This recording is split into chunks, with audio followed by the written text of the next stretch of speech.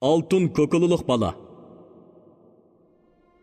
Burunqi zamonda bir kambag'alning Shoniyoz ismli yolg'iz o'g'li bo'lgan ekan. Shoniyoz ota-onasidan yetim qolgandan keyin har kimlarning melini beqib, suyini to'shib, o'yinlarini supurib kun kechirishga boshlabdi. Kunlardan bir kuni Shoniyoz tonur beshida yetib bir tush ko'ribdi. Tushida cho'ng bir daryoda nurg'un qizlar bir-biriga suv ichishib o'ynab yurgidi. Ularning orasida Nur bivi degan chiroyli bir qiz Shoniyozga qarab kulib suv ichib qochdi. Shoniyoz uni qo'g'layman deb tamshalsimi, o'rnidan qo'zg'alolmag'idek. Oxir chechilgan suvdan andikib qo'ygansa, qop-qorong'i kecha, yinida hech kim yo'q. Sharqirab yomg'ir yog'ayotgan ekan. Shoniyoz "Hey, tushim ishkanda" debdi-da, shundan boshlab tushida ko'rgan Nur biviga oshiq bo'lib qoldi. Lekin o qizning nada ekanligini, uni qandoq tepishni bilolmadi. Shoniyozning ko'nglida g'oyibona ishq muhabbat o'ti yonibdi. Ashoshi kech-kunduz ana shu qizda qoldi. Shoniyoz Nur bivining ishq o'tida o'z shahrini tashlab, tarki dunyo bo'lib chiqib ketibdi. Kunlar o'tibdi, haftalar o'tibdi, oylar o'tibdi. Shoniyoz nurg'un tog' daryolar va cheksiz cho'llarni besib, oxir bir cho'ng shaharga yetib ketdi. Bu shaharda nima qilishini bilmay, shaharning chetidirak bir buloqning bo'yiga kelib xiyol surib o'ltirsa, bir mo'may chikchilakni ko'tarib suvga chiqib qoldi. Mo'may Shoniyozning xiyol surib o'ltirganligini ko'rib, uningdan "Nimaga xiyol surib o'ltirsan, bolam?" deb so'rabdi. "G'am qayg'u meni xiyolga g'arq qildi, mo'ma" debdi beshini asta ko'tarib Shoniyoz. "Beshingga qandoq kun tushdi, bolam? Ota-onang qo'g'libatdimi ya?" "Yo'q, mo'ma. Ota-onam yo'q, yetim bolaman. Bu yerga tenib kelib qoldim. Tonish bilishimmi yo'q. Gangirab nima qilishimni bilmay o'ltirman." "Xiyol qilib o'zingni avar qilma, bolam. Sana ona bo'lay, menga bola bo'l. Ig'iringni yer ko'tarar, rizqingni Xudo berar, bolam. Yur men bilan" deb Shoniyozni agashtirib elib ketibdi mo'may. Shunda qilib, mo'may bilan Shoniyoz ona bola bo'lib noiti inoq kun kechirishga boshlabdi. Shoniyoz mo'mayning kalalarini beqib, suyini to'shib yurib, xili ko'p kunlarni o'tkazibdi. Kunlarning bir kuni Shoniyoz mo'mayning kalalarini beqib o'tib, daryo bo'yiga kelib qoldi. Qarasa, nurg'un qizlar daryoda suv ichishib, o'ynashib yurgidek. Ularning orasida bir qiz Shoniyozning ko'ziga noiti issiq ko'rinibdi. Shoniyoz u qizni qayerdadir bir yerda, qachondir bir vaqtda ko'rgandekli qildi. Lekin zodila yodiga ololmadi. O'zini daldig'i ilib, uzoq qarab turibdi. Shu arada qizlarning biri eliqi qiz qarab, "Nur bivi?" deb to'g'labdi. Ana shu chaqda Shoniyozning yuragi jiqib ketibdi. Shoniyoz shunda qarasa, tushida ko'rgan eliqi qizning o'zi. "Ha? Topdim!" debdi Shoniyoz. Shu zamot Shoniyoz bir tal shoxni shartida kesib olib, nay yasab bir tup daraxtning tubida o'ltirib chilishga boshlabdi. Shoniyoz nayni shundoq mo'ngliq chilibdiki, qizlar turgan joylarida qimirlay olmay hayron bo'lib qarashib qoldi. Keyin ular darrov suvdan chiqib kiyimlarini kiyishibdi-da, nay ovozi kelgan tarafga qarab kelishibdi. Va bu notonish naychining atrofida o'ltirishib, nayning mo'ngliq ovoziga maftun bo'lishibdi. Shoniyoz birdan nay chaqandan keyin kalalarga qarmoqchi bo'lib o'rnidan turgan ekan, beshi daraxtning shexiga tegib, to'psi tushib ketibdi. Shu chaqda uning oltin ko'kolisini va nur yig'ib turgan jamolni ko'rgan Nurbibi uningga oshiq bo'lib qoldi. Atsi Shaniyoz mo'mayning beg'idan bir dasta gul ilib, gulning orasiga bir parcha xat qistirib, yana kalillarini haydab chiqibdi. Kun tushdan egilganda heliqi qizlarmi chiqib, o'ynab kulib, daryoda suvga cho'milishga boshlabdi. Shu chaqda Shaniyoz qizlar cho'milayotgan joyning bosh tarafiga o'tib, qo'lidagi guldastani suvga tashlabdi. Nurbibi yiqib kelayotgan gulni tutib oldi. Qarasa, gulning orasida bir parcha xat turibdi. Xatni o'qib ko'rsa, ishq muhabbat so'zlari ekan. Mening ko'nglimda yongan muhabbat o'ti o yigitning ko'nglida yenib yetibdi-da. Ikkimizning tiliki bir ekan. Demak, murodga yetish endi oson. Nurbibi shundoq o'ylabdi. Lekin buni hech kimga bilindirmabdi. O kun ana shundoq o'tibdi. Yana bir kuni Nurbibi daryoda cho'milib o'ynab yurganda o'zining eng yaqin do'sti Shirinxonga sirini aytib beribdi va Men hozir shu yigitning qishig'i borman. Siz qizlarni mag'ul qilib, mening yo'qligimni bilindirmay turing.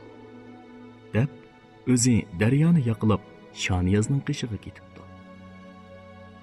Nurbibi bilan Shaniyoz uzoq gaplashib, bir-biriga ishq muhabbatlarini izhor qilishibdi, o'ynab kulishibdi. Nurbibi qaytib kelib, qizlarga asta qaytilyapti. Buni hech kim sezmabdi. Shunda qilib, Shaniyoz bilan Nurbibi o'ynab kulib bir mezgilni o'tkazibdi. Kunlardan bir kuni Shaniyoz bilan Nurbibi daryo bo'yini sayli qilib yurganda Shaniyoz ikkimiz bundoq yurib vaqtni o'tkazmaylik. Darhol uy o'choqliq bo'lib birga turmush kechiraylik deb maslahat sopdi. Nurbibi bu maslahatni ma'qul ko'rib, Xo'p, biroq ota-onamning oldiga elchi avatib roziligini eling. Shaniyoz shu kuni oqshimi tomoqdan keyin momisiga ostag'ini debdi. Moma, sizga bir iltimosim bor edi.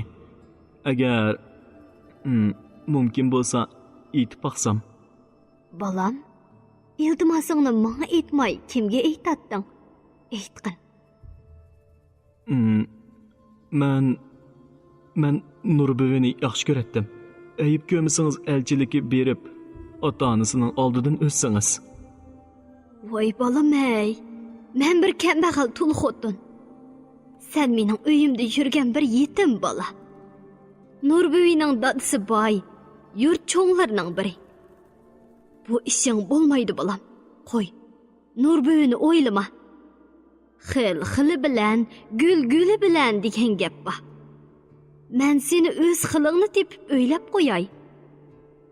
Agar men ularning qiziga elchilikka borsam, ular nomus kuchidan bizni omon qo'ymaydi.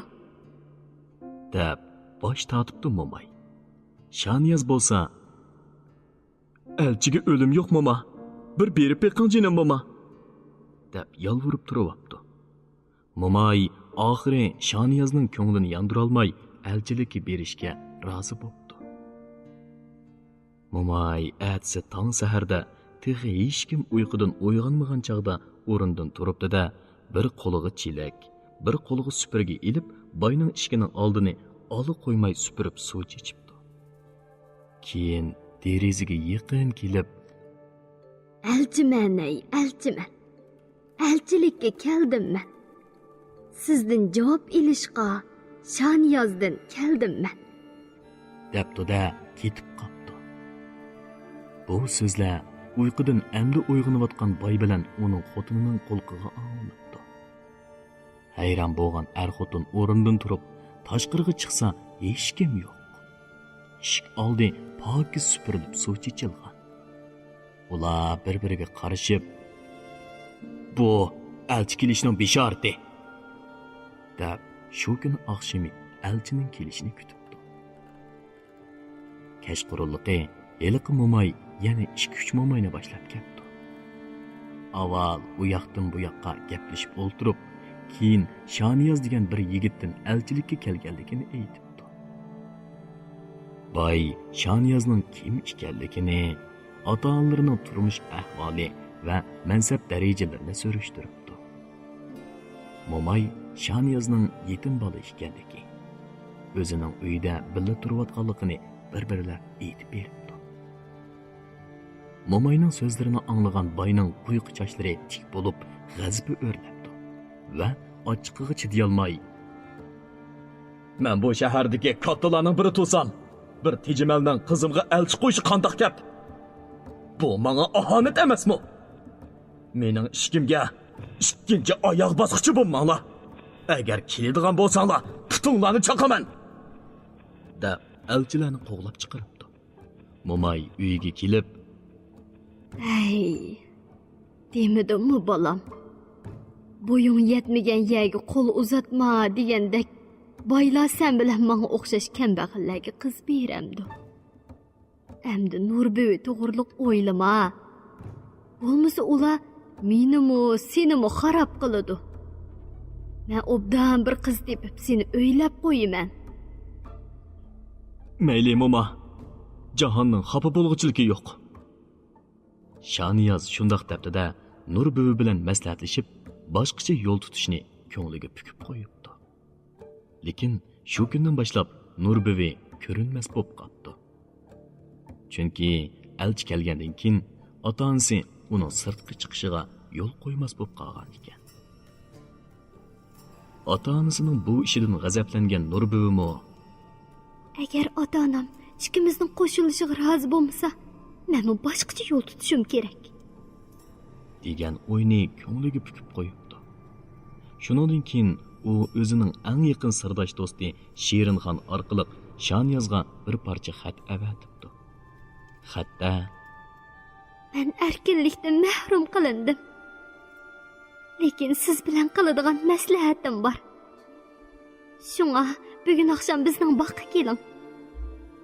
Yaqinni bo'ylab mangsingiz, suv sizni to'p-to'g'ri bizning bog'ning so'ngichiga elib boradi. Shu so'ngish orqali boqqa kirib, gullarning orasida kutib turing. Yerim kechida men chiqaman" degan so'zlar yozilgan ekan. Shoniyaz shu oqshimi yerim kechida o'rindan turib, suvni yaqilab, Nurbuvilarning beg'iga qarab mengibdi.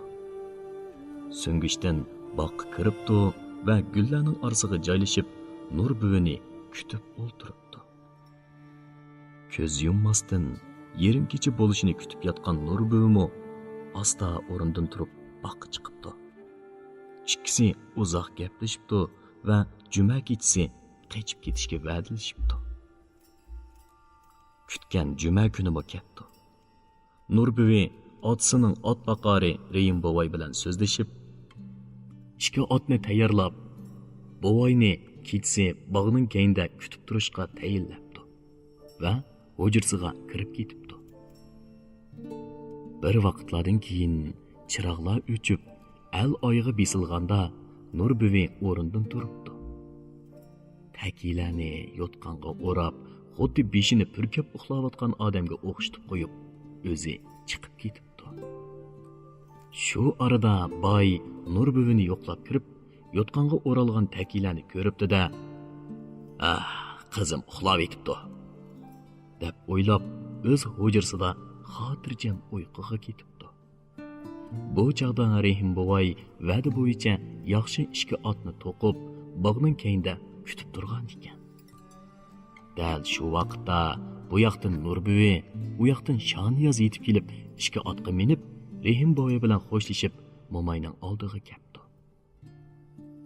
Shoniyaz momayning bergan yordami va qilgan yaxshiliklari uchun minnatdorlik bildirib, endi ketmakni bayon aylabdi. "Uydan chiqsang tik davan. Undan qandoq o'tarsan? Bayovonda 5 bo'ra. Undan qandoq o'tarsan? Daryo bo'yi bo'k jangal. Undan qandoq o'tarsan? Yerim yo'lda qaroqchi. Undan qandoq o'tarsan?" debdi va Shoniyozning ketmasligini iltimos qilib yig'labdi. Shoniyoz mo'mayning bu so'zlariga javoban: "Igiz davonni otlarimga topshirdim. Boyavanda bo'rini miltiqimga topshirdim. Odam o'tmas jangalni chaqmoqimga topshirdim. Yo'ldagi qaroqchini taqdirimga topshirdim." deb bu yerdan ketmisi bo'lmaydiganligini bildiribdi va "Xayr mo'ma" debdi-da "Cho" deb yo'lga ravon bo'ldi. Mo'may bo'lsa Xayr bolam, seni Allohga topshirdim deb duo qilib qoldi. Kunlar o'tibdi. Ular bir yerga kelsa, noiti egiz va tik davon turg'idek. Shoniyoz bilan Nurbibi itini cho'h deb bir qamchi urgan ekan, ko'zni yumib ochqicha davondan o'tib ketibdi. Bir yerga kelsa, 5 jil bo'ri ovlab yurgidek. Shoniyoz o'qyosini ilib 3 qitim otgan ekan, bo'rilardan o'lgini o'lib, qolg'ini qechib ketibdi. Yana bir yerga kelsa, bir daryoning bo'yida odam o'talmas, buk baroqsan jangalliq turg'idek. Shoniyoz chaqmoqini bir chaqqan ekan, butun jangal kuyib, yo'l ichilibdi. Shunda qilib, ular yarim yo'lga kelganda oldidan 7 qaroqchi chiqibdi-da, ularni tutib olib bir tog'ning orasiga ilib kelibdi. Qaroqchilar ularni o'zlari turgan bir g'orga ilib kirib, Shoniyozdan: "Sana jon kerakmi yoki mol kerakmi?" "Bu nima deganinglar? Tushunolmadim-ku." "Agar jon kerak bo'lsa, qo'roq peshonni ilib ketavergin. Sana yo'l yo'q. Otlaring bilan bu qiz bizga qoladi. Agar mol kerak desang, bu yerdan tirik chiqmaysan." "Otlarimni olsanglarmi ilinglar. Lekin bu qiz mening xotinim. Men uni sizlarga tashlab ketamayman." Shu arada qaroqchilar Shoniyozni urib, choli o'lik qilib qo'yib, Nurbivini tomoq tayyorlashga buyuribdi. Nurbivi ko'z yoshlarini to'kkinicha ilojisiz tomoq tayyorlashga boshlabdi. Yana bir tarafdan bu yerdan qanday qutulishning ilojini izlabdi. Shu arada yanchiqidagi har ehtimolga qarshi ilib olgan bir bo'loq o'g'a yodiga tushibdi. Tomoq tayyor bo'lganda Nurbivi eliqi o'g'ini to'ydirmay tomoqqa aralashtirib qaroqchilarga beribdi. Qaroqchilar tomoqni yeb bo'lgandan keyin ko'zlari aloq-chaloq bo'lib, bir pasda hammasi qetib qopti. Shu vaqtda Nurbivi Shoniyozning yuziga suv ichib, uni hushiga keltiribdi va otlariga minib yana yo'lga ravon bo'ldi. Xeyli kunlar o'tibdi. Ular bir buloqning bo'yiga kelib otlardan tushibdi va egar to'qim yuganlarni ilib otlarni o'tlashga qo'yib etibdi. O'zlari dam ilib tomoq qilib yebdi va uzoq mengib org'inliqdan yetib uyquga ketibdi. Atsi Shoniyoz endi otlarni tutib kelay deb qarasa, otlar ko'rinmabdi. U yoq bu yoqqa qarab, zodili topolmay bir qirg'i chiqib o'ltirsa, nurg'un qulonlar o'ynashib yurgidek. Shoniyoz qulonlarga qarab: "Ey qulonlar! O'zi yaxshi qulonlar, ko'zi yaxshi qulonlar, karki bo'yliq kar otni ko'rdinglarmi qulonlar? Surmiranglik sur otni ko'rdinglarmi qulonlar?" deb so'rabdi. Qulonlar bo'lsa, bu yo'llarni to'lg'ab qarab qo'yib, ün chiqmay yugurishib ketibdi. Faqat bir oqsoq qulon hammaning keyindan oroli mengib kelayotgandek. Shoniyoz bu qulong'imi: "Ey qulonjon, o'zi yaxshi qulonjon, ko'zi yaxshi qulonjon, karki bo'yliq kara otni ko'rdingmikin qulonjon? Surmiranglik suratni ko'rdingmikin qulonjon?" debdi. Shu chaqda bu oqsoq qulon to'xtabdi-da: "Hey yo'lovchi! Karki bo'yliq kar iting kar buloqda yuriydi. O'ng yiqida 10 qulon sakrab o'ynab yuriydi. Sürmerenglik sur iting, sur buloqda yuriydi. Sol yiqida bashqulan, sakrab o'ynab yuriydi. deb javob berib, putini ko'tarib Shaniyozga ko'rsatibdi. Shaniyoz yugurib berib Qulonning putiga qarasa, bir tosh kirib qolgan ekan. Shaniyoz Qulonning putidan toshni ilib, beshini silab qo'ygan ekan, puti saqayib ketibdi va biri yugurib ekan, hamma qulonlardan o'tib ketibdi. Shaniyoz neriqi bir qirg'i chiqib qarasa, bir buloqning bo'yida kar iti qulonlar bilan sakrishib o'ynab yurgidek. Yana bir buloqning bo'yida sur itimi bir necha qulon bilan sakrab o'ynab yurgidek. Shaniyoz bu ikki otning yuganlarini sharaqshitgan ekan, har ikki ot yugurguncha yetib ketdi. Shaniyoz otlarning birini minib, birini yetilab Nur buvining yiniga keldi-da, egirini to'qib yana yo'lga ravon bo'ldi.